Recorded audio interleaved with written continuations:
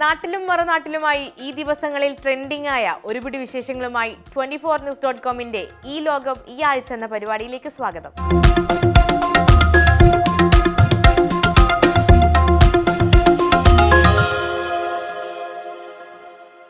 നീണ്ട 18 വർഷത്തെ കാത്തിരിപ്പിനൊടുവിൽ IPL കിരീടം ചൂടിയ റോയൽ ചലഞ്ചേഴ്സ് ബാംഗ്ലൂരുവിന്റെ ആഹ്ലാദ നിമിഷങ്ങൾ.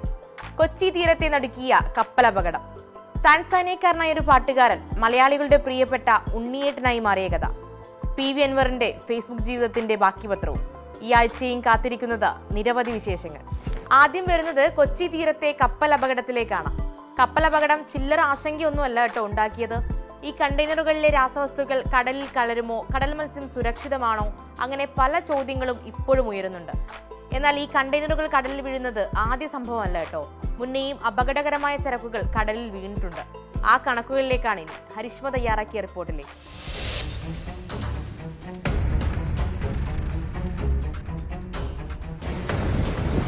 ലൈബീരിയൻ പതാക വഹിച്ച് വിഴിഞ്ഞം തീരത്ത് നിന്ന് കൊച്ചിയിലേക്ക് തിരിച്ച കപ്പൽ. 184 മീറ്റർ നീളം, 26 മീറ്റർ വീതി, 640-ലേറെ കണ്ടെയ്നറുകളിലായി 600 കോടിയുടെ മുതലും കൊണ്ട് അറബിക്കടലിൽ മുങ്ങിത്താഴുകയായിരുന്നു മെഡിറ്ററേനിയൻ ഷിപ്പിംഗ് കമ്പനിയുടെ കണ്ടെയ്നർ ഫീഡർ കപ്പൽ MSC എൽസ 3. തീരദേശ ആവാസ വ്യവസ്ഥയെ മുതൽ ആഗോള ചരക്ക് ഗതാഗതത്തെ വരെ ബാധിക്കുന്ന ടൈം ബോംബാണ് ഈ അപകടം. കോട്ടണും പ്ലാസ്റ്റിക് പെല്ലറ്റുകളും മുതൽ അപകടകരമായ രാസവസ്തുക്കൾ വരെയാണ് ലോഹപ്പെട്ടി തുറന്ന് വെള്ളത്തിൽ കലർന്നിരിക്കുന്നത്. എന്നാൽ കടൽ ഈ ദുരിതം താങ്ങാൻ തുടങ്ങിയിട്ട് കാലം കുറേയായി. പ്രതിവർഷം ദശലക്ഷക്കണക്കിന് കണ്ടെയ്നറുകൾ കടൽ മാർഗം നീങ്ങുന്നുണ്ട്. നിത്യോപയോഗ വസ്തുക്കൾ മുതൽ സ്ഫോടക വസ്തുക്കളും കംപ്രസ്ഡ് ഗ്യാസും റേഡിയോ ആക്റ്റീവ് മെറ്റീരിയലുകളും ഇക്കൂട്ടത്തിലുണ്ടാകും. ഇവയെല്ലാം ലക്ഷ്യസ്ഥാനത്ത് എത്തുന്നില്ലെന്നതാണ് വാസ്തവം. കഴിഞ്ഞ 1.5 പതിറ്റാണ്ടിനുള്ളിൽ കടലിൽ വീണത് 20,000-ഓളം കണ്ടെയ്നറുകളാണെന്നാണ് കണക്കുകൾ.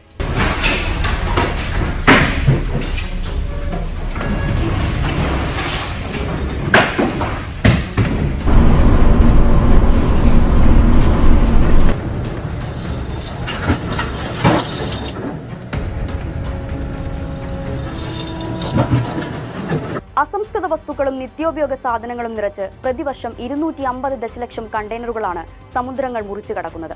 വ്യവസായ ഗ്രൂപ്പായ വേൾഡ് ഷിപ്പിംഗ് കൗൺസിൽ അഥവാ WSC 2024 പുറത്തുവിട്ട റിപ്പോർട്ട് പ്രകാരം 2023 221 കണ്ടെയ്നറുകളാണ് കടലിൽ വീണത്. ഇതിൽ ഏകദേശം 33% വീണ്ടെടുത്തുവെന്നും റിപ്പോർട്ട് ചൂണ്ടിക്കാട്ടിയിരുന്നു. 16 വർഷത്തിനിടെ പ്രതിവർഷം ശരാശരി 1500 കണ്ടെയ്നറുകൾ കടലിൽ നഷ്ടപ്പെട്ടെന്നാണ് WSC വ്യക്തമാക്കുന്നത്. 2022 661 കണ്ടെയ്നറുകളുടെ നഷ്ടമായിരുന്നു രേഖപ്പെടുത്തിയിരുന്നത്. കൗൺസിലിൽ അംഗങ്ങളല്ലാത്ത കമ്പനികളുടെ നഷ്ടം കണക്കിൽ ഉൾപ്പെടുത്തുന്നില്ല എന്നതുകൂടി ഓർക്കണം. 2020 നവംബറിൽ പസഫിക് സമുദ്രത്തിൽ ഓഷ്യൻ നെറ്റ്വർക്ക് എക്സ്പ്രസിന്റെ വൺ ആപ്പസ് എന്ന ചരക്ക് കപ്പൽ അപകടത്തിൽപ്പെട്ടപ്പോൾ 1816 കണ്ടെയ്നറുകളാണ് കടലിൽ നഷ്ടപ്പെട്ടത്. ഇതിൽ 60-ലേറെ കണ്ടെയ്നറുകളിൽ അപകടകരമായ വസ്തുക്കളായിരുന്നു. ചൈനയിൽ നിന്ന് കാലിഫോർണിയയിലെ ലോങ് ബീച്ചിലേക്ക് പോകവേ പ്രതികൂല കാലാവസ്ഥയിൽ ഹവായിൽ നിന്ന് ഏകദേശം 1600 നോട്ടിക്കൽ മൈൽ അകലെയായിരുന്നു അപകടം. പസഫിക് തീരത്ത് ആയിരക്കണക്കിന് മൈൽ ദൂരത്ത് വരെയാണ് ഇതിന്റെ അവശിഷ്ടങ്ങൾ അടിഞ്ഞത്. പാരിസ്ഥിതിക ആഘാതം മുൻനിർത്തി അന്ന് വിദഗ്ധർ രംഗത്തെത്തുകയും ചെയ്തിരുന്നു. ഇന്ന് ചരക്ക് കപ്പലുകൾക്ക് 3 ഫുട്ബോൾ മൈതാനങ്ങളെക്കാൾ നീളമുണ്ട്. ആയിരക്കണക്കിന് കണ്ടെയ്നറുകളാണ് ഇതിൽ ലോഡ് ചെയ്യുന്നത്. വലിപ്പം കൂടുന്നതിനനുസരിച്ച് അപകട സാധ്യതകളും കൂടും. അടുക്കി വെച്ചിരിക്കുന്ന ഒരൊറ്റ കണ്ടെയ്നറിലുള്ള തകരാർ മതി വൻ അപകടത്തിലേക്ക് നീങ്ങാൻ. കണ്ടെയ്നറുകൾ കപ്പലിൽ അടുക്കുന്ന സമയത്ത് ഭാരം സന്തുലിതമല്ലെങ്കിൽ കപ്പലിന് അധിക ദൂരം മുന്നോട്ട് പോകാനാവില്ല. പ്രതികൂല കാലാവസ്ഥയിൽ കപ്പൽ ആടി ഉലയുമ്പോൾ ചെരിയാൻ സാധ്യതയുണ്ട്. അതേസമയം കണ്ടെയ്നറുകളിലെ രാസപദാർത്ഥങ്ങൾ മാത്രമല്ല കടലിൽ പ്രശ്നക്കാർ. കണ്ടെയ്നറുകൾ കടലിൽ വീണാൽ ഭാരമനുസരിച്ചാകും അപകടാവസ്ഥ. അധികം ഭാരമുള്ളവയാണെങ്കിൽ വീഴുമ്പോഴേക്കും അടിത്തട്ടിലേക്ക് മുങ്ങിപ്പോകും. ഇത് സമുദ്ര ഗതാഗതത്തെയും മത്സ്യബന്ധനത്തെയും ബാധിക്കില്ല. എന്നാൽ ഭാരം കുറഞ്ഞവ കടൽപ്പരപ്പിൽ ഒഴുകി നടക്കും. ഇത് കപ്പലുകളിലും ബോട്ടുകളിലും ചെന്നിടിച്ചാണ് അപകട സാധ്യത കൂട്ടുന്നത്.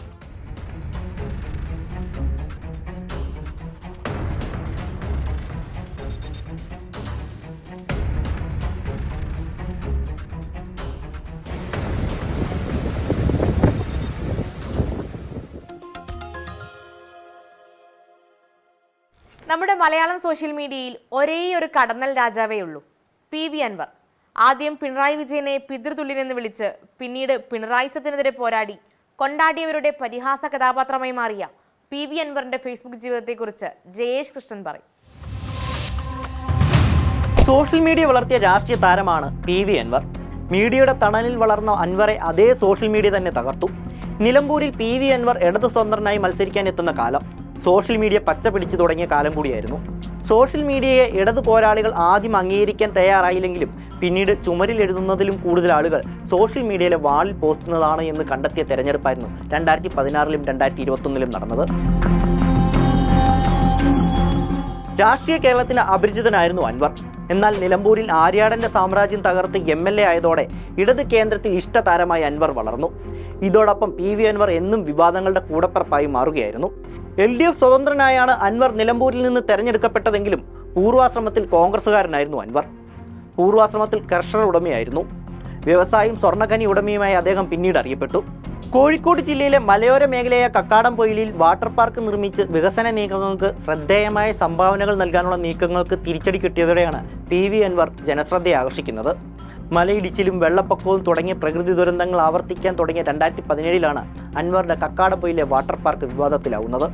കക്കാടംപൊയിലെ PV അൻവറിന്റെ PVR നേച്ചറോ പാർക്ക് ആവശ്യമായ പഠനം നടത്താതെയാണ് ആരംഭിച്ചതെന്നും ലൈസൻസ് ഇല്ലാതെ ആരംഭിച്ച പാർക്കിന്റെ പ്രവർത്തനം അവസാനിപ്പിക്കണമെന്നും ആവശ്യപ്പെട്ട് കേരള നദീ സംരക്ഷണ സമിതി മുൻ ജനറൽ സെക്രട്ടറി TV രാജൻ നൽകിയ പരാതിയാണ് അൻവറിനേറ്റ ആദ്യ പ്രഹരം.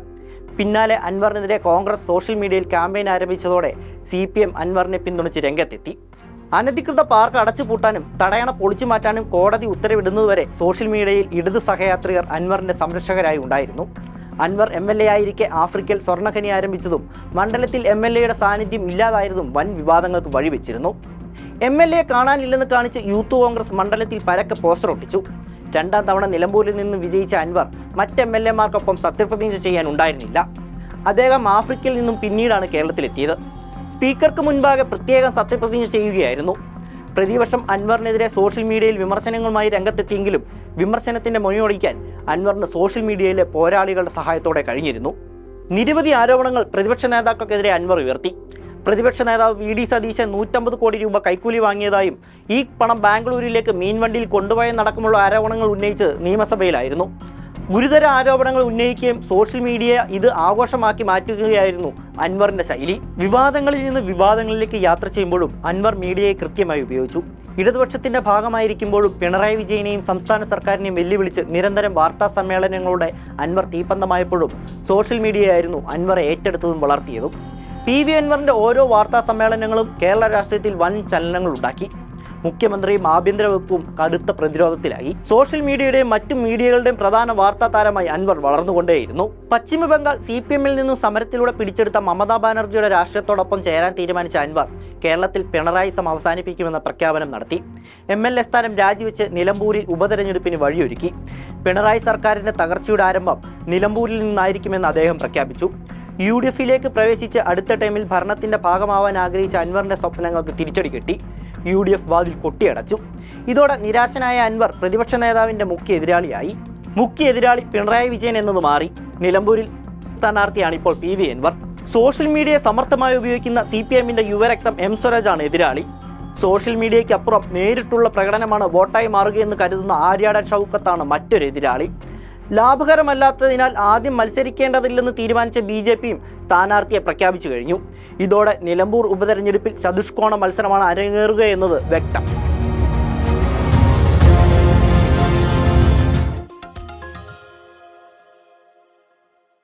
ഈ ആഴ്ച ക്രിക്കറ്റ് ആരാധകർ ഏറ്റവും കൂടുതൽ കാത്തിരുന്നത് IPL ഫൈനലിന് വേണ്ടിയിട്ടാണ്.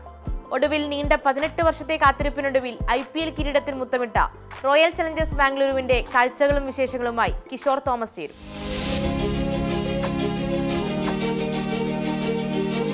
കാത്തിരുന്നിട്ടും മടുക്കാതെ വീണ്ടും കാത്തിരിക്കുന്ന ചില പ്രണയങ്ങളെക്കുറിച്ച് കവികൾ എഴുതിയിട്ടുണ്ട്, കഥകൾ ഉണ്ടായിട്ടുണ്ട്. തോറ്റിട്ടും തോൽവിയുടെ ആഴങ്ങളിൽ പതിച്ചിട്ടും പരിഹാസ്യരായിട്ടും തിരികെ വന്ന് വിജയത്തിന്റെ എവറസ്റ്റ് കൊടുമുടി കയറി പരാജയത്തിന്റെ കുപ്പായം അഴിച്ചുവെച്ച് വിജയുടെ കുപ്പായമണിയുന്നവരെ ചരിത്രപുരുഷനെന്ന് ലോകം വിളിക്കുന്നുമുണ്ട്. RCBക്ക് ആ കിരീടത്തോട് പ്രണയമായിരുന്നു. ഒരിക്കലും മടുക്കാതെ പാതിവഴിയിൽ ഉപേക്ഷിച്ച് കളയാത്തത്ര വലിയ തീവ്രാനുരാഗം. 18 വർഷത്തെ കാത്തിരിപ്പിനൊടുവിൽ 2025-ൽ അഹമ്മദാബാദ് സ്റ്റേഡിയത്തിൽ അവരത് സ്വന്തമാക്കുന്നു. ഹേസൽവുഡ് എറിഞ്ഞ അവസാന പന്ത് ബൗണ്ടറിക്കപ്പുറം കടത്തിയിട്ടും വിജയം നേടാനാകാതെ പഞ്ചാബ് കരഞ്ഞപ്പോൾ കോഹ്ലിയും കൂട്ടരും സന്തോഷത്തിന്റെ ആനന്ദാശ്രു പൊഴിച്ചു. താരസമ്പന്നമായ നിര ഈ കഴിഞ്ഞ 18 വർഷവും സ്വന്തമായി ഉണ്ടായിരുന്നിട്ടും സ്വന്തമാക്കാനാകാതെ പോയ ആ കിരീടം കഴിഞ്ഞ കാലങ്ങളിലെ ഏറ്റവും സന്തുലിതമായ ടീമായി മാറി അവർ നേടിയെടുക്കുകയായിരുന്നു. അണ്ടർ 19 ലോക കിരീടവും ഏകദിന ലോകകപ്പും T20 ലോകകപ്പും ചാമ്പ്യൻസ് ട്രോഫിയും ഒക്കെ നേടിയ കോഹ്ലിക്ക് അകന്നു നിന്നത് ടെസ്റ്റ് ചാമ്പ്യൻഷിപ്പ് കിരീടവും IPL കിരീടവും മാത്രമായിരുന്നു. 2 തവണ ഫൈനലിലെത്തിയിട്ടും ടെസ്റ്റ് ചാമ്പ്യൻഷിപ്പ് അവനിൽ നിന്നും അകന്നുപോയി. 3 തവണ ഫൈനലിലെത്തിയിട്ടും IPL കിരീടത്തെ ചേർത്ത് പിടിക്കാൻ അവന് കഴിയാതെ പോയി. ടെസ്റ്റിൽ ഇനിയൊരു അവസരമില്ല. IPLൽ അവനത് നേടുകയും ചെയ്തു. കിരീടം നേടി കരയുന്ന കോഹ്ലിയുടെ ചിത്രം ക്രിക്കറ്റിലെ ഏറ്റവും സുന്ദരമായ ചിത്രങ്ങളൊന്നായി മാറും ഇനിയുള്ള കാലത്തെന്ന് ഉറപ്പാണ്. കോഹ്ലി എന്ന കായിക ലോകത്തിലെ ഏറ്റവും വലിയ ബ്രാൻഡുകളിൽ ഒന്നിന് കിരീടം നേടിക്കൊടുക്കണം, ഈ IPL കിരീടം നേടിക്കൊടുക്കണം എന്ന് തന്നെയായിരിക്കും സഹതാരങ്ങൾ മുഴുവനും ആഗ്രഹിച്ചത്. അതുകൊണ്ട് തന്നെയാണ് IPL കിരീടം സ്വീകരിക്കുന്ന സമയത്ത് ക്യാപ്റ്റൻ പട്ടിദാർ കോഹ്ലിയേക്കാൾ കൂടുതൽ ഈ കിരീടം അർഹിക്കുന്ന മറ്റൊരാളില്ല എന്ന് തന്നെ പറഞ്ഞത്. RCBയുടെ നായക സ്ഥാനത്തേക്ക് രജിത് പട്ടിദാർ എത്തുമ്പോൾ തല ചൊറിഞ്ഞവരാണ് പലരും. അവൻ്റെ ആഭ്യന്തര ക്രിക്കറ്റിലെ മിന്നം റെക്കോർഡുകൾ ആരും കണക്കിലെടുത്തില്ല. പക്ഷെ കിരീട നേട്ടത്തിന്റെ വലിമയിൽ നിന്നവൻ പരിഹസിച്ചവർക്ക് അത് തിരുത്തി പറയാൻ അവസരമൊരുക്കുകയാണ്.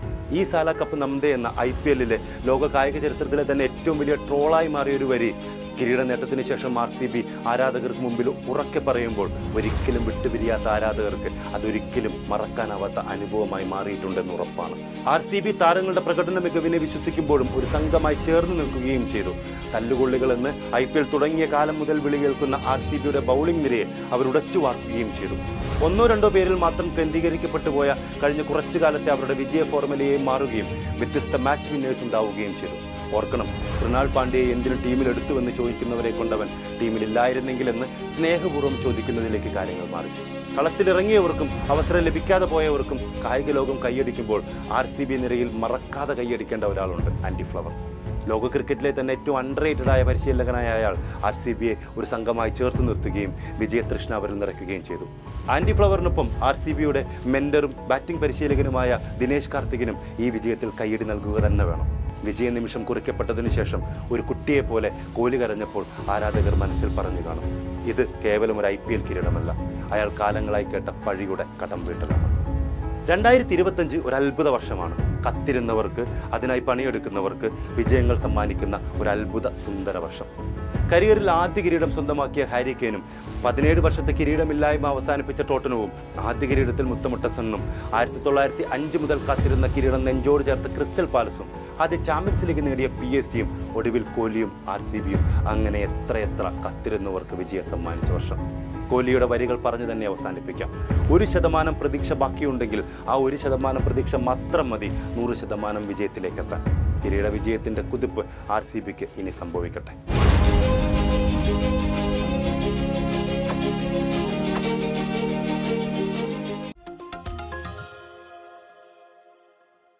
ഇനി നമ്മൾ പോകുന്നത് ഒരു മൂൺ വാക്കിലേക്കാണ്.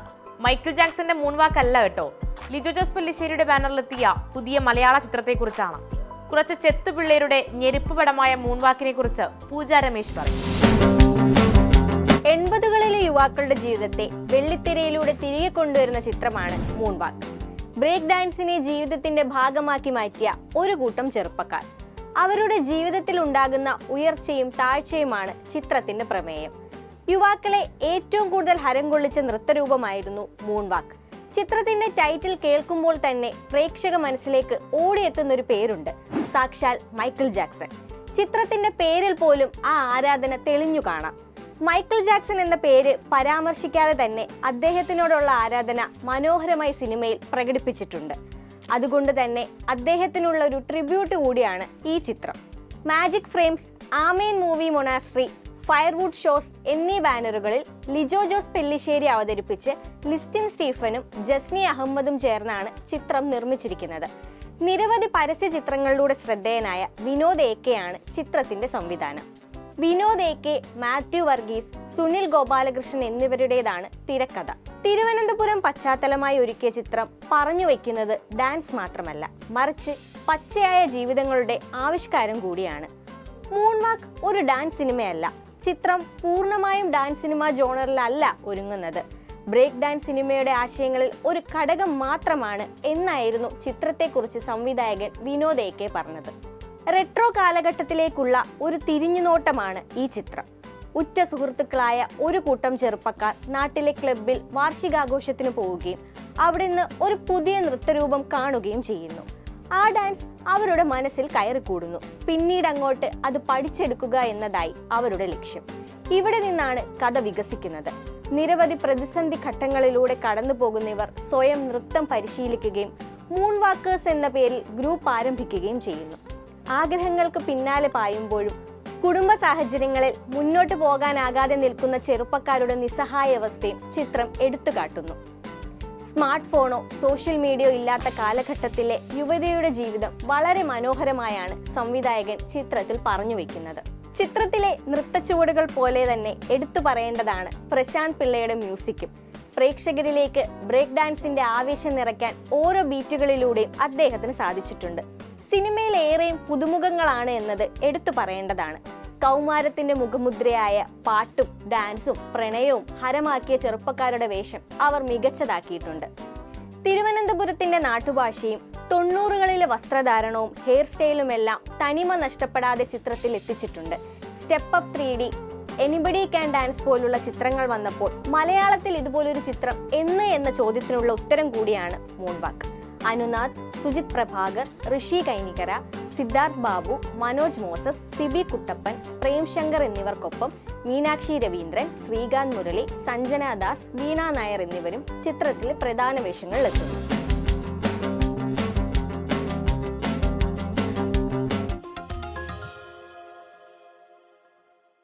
മൂൺ വാക്ക് സിനിമ പോലെ തന്നെ മലയാളികൾ ഏറ്റെടുത്തൊരു താൻസാനിയക്കാരനെ കുറിച്ചാണ് ഇനി. മസായി ഗോത്രത്തിൽ ജനിച്ച് റീലുകളിലൂടെ ശ്രദ്ധ നേടിയ താൻസാനിയക്കാരൻ. ഇയാൾ എങ്ങനെയാണ് മലയാളികൾക്ക് പ്രിയപ്പെട്ട ഉണ്ണിയേട്ടനായി മാറിയതെന്ന് അറിയണ്ടേ? അമൽ ശശികുമാറിന്റെ റിപ്പോർട്ട് നോക്കാം.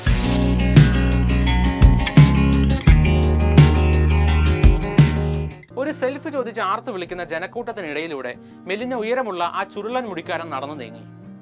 പരിപാടി നടക്കുന്നത് കേരളത്തിലാണ്. നടന്നു നീങ്ങുന്ന വ്യക്തി ഒരു താൻസാനിയക്കാരനും. അയാളുടെ പേര് കിലിപോൾ. 4 വർഷം മുൻപാണ് താൻസാനിയയിലെ മൊറഗോറോ എന്ന കുഗ്രാമത്തിലിരുന്ന് കിലിപോളും സഹോദരി നീമ പോളും ചേർന്ന് ബോളിവുഡ് ഗാനങ്ങൾ ഇൻസ്റ്റഗ്രാമിൽ റീൽ ചെയ്യാൻ തുടങ്ങിയത്. എന്നാൽ റീലിൽ കാണുന്നത് പോലെ സദാ ആഹ്ലാദവും സംഗീതവും നിറഞ്ഞതായിരുന്നില്ല കിലിയുടെ ജീവിതം.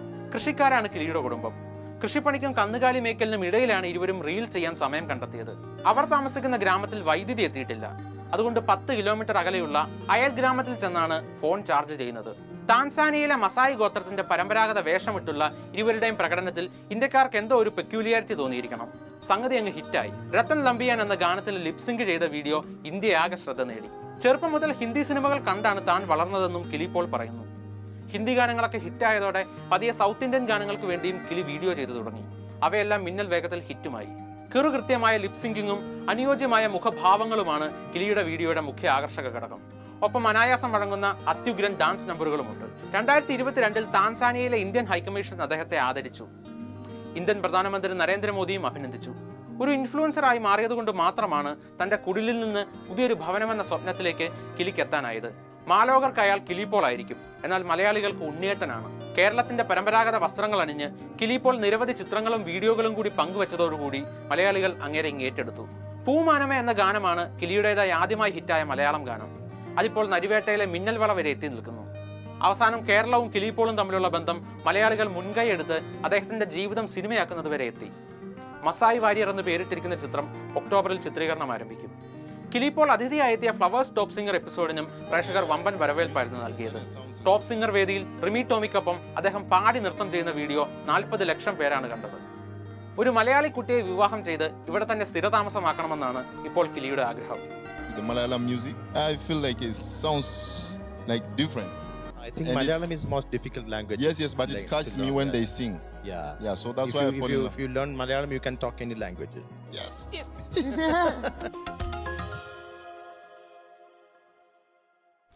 അപ്പോൾ അവസാനിപ്പിക്കുകയാണ്. ഇന്നു മുതൽ വരാനിരിക്കുന്ന ട്രെൻഡിംഗ് വിശേഷങ്ങളുമായി ഈ ലോകം ഈ ആഴ്ച അടുത്ത ബുധൻ ജൂൺ 11. വീണ്ടും കാണും വരെ ഗുഡ് ബൈ ഫ്രം മേഘ്ന മുരളി. Keep watching 24.